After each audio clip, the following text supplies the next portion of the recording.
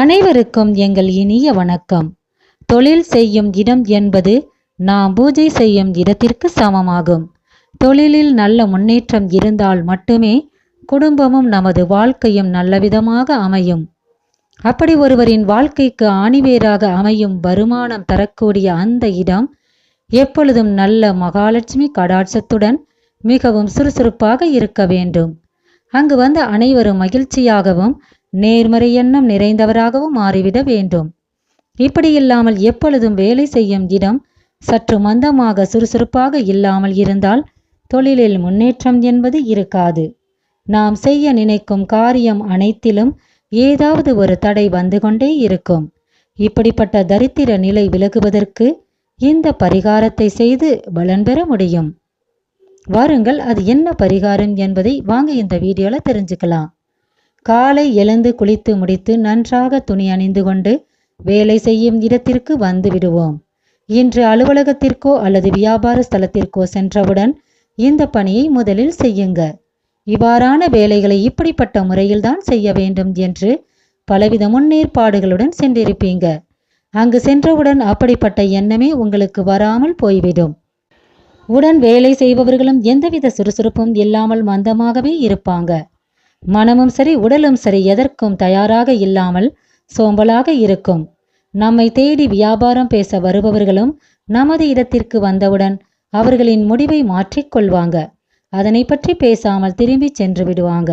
இப்படி இருக்கும் நிலையை சரியாக கவனித்து அதற்கான பரிகாரத்தை செய்யாமல் இருந்தோம் என்றால் நமது வாழ்க்கை மென்மேலும் பிரச்சனைக்குரியதாக மாறிவிடும். இதற்கு காரணம் என்னவென்று யோசித்தால் பலரின் கண் திருஷ்டியாகவும் இருக்கலாம். மற்றவர்கள் உங்களை பார்த்து பொறாமைப்படுவதாகவும் இருக்கலாம். தொழில் போட்டியின் காரணமாக எதிரிகள் உங்களை வளரவிடாமல் இருப்பதற்கு ஏதேனும் எதிர்மறை விஷயங்களையும் செய்திருக்கலாம். இவை என்ன என்று தெரிந்து கொள்வதை விட இவற்றின் கெடுபலனில் இருந்து நம்மை விடுவித்துக் கொள்ள ஒரு எளிமையான பரிகாரத்தை மட்டும் தொடர்ந்து செய்தால் போதும். காலையில் முதல்ல கடையாக இருந்தாலும் கம்பெனியாக இருந்தாலும் திறந்தவுடன் ஒரு சிறிய டப்பாவில் எலுமிச்சை அளவு கூடம் புளி மற்றும் ஒரு கைப்பிடி அளவு கல் உப்பை தண்ணீரில் கரைத்து கொள்ளுங்க. கொடம்புளி என்பது முந்தைய காலத்தில் நமது முன்னோர்கள் பயன்படுத்தி வந்ததாகும். இது நாட்டு மருந்து கடைகளில் கிடைக்கிறது.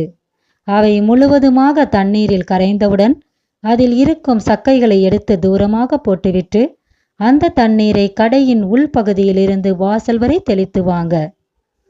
கடையில் எத்தனை அறைகள் இருந்தாலும் அங்கு முழுவதுமாக தெளித்துவிட்டு இறுதியாக வாசல் புறம் வந்து மீதம் இருக்கும் தண்ணீரை ஊற்றிவிடுங்க. இப்படி தினமும் தொடர்ந்து செய்து வந்தால் கண் திருஷ்டி, பொறாமை இவை தவிர எந்தவித எதிர்மறை சக்திகள் இருந்தாலும் அவை உங்களை விட்டு விலகி தொழிலில் நல்ல முன்னேற்றம் கிடைக்கும்.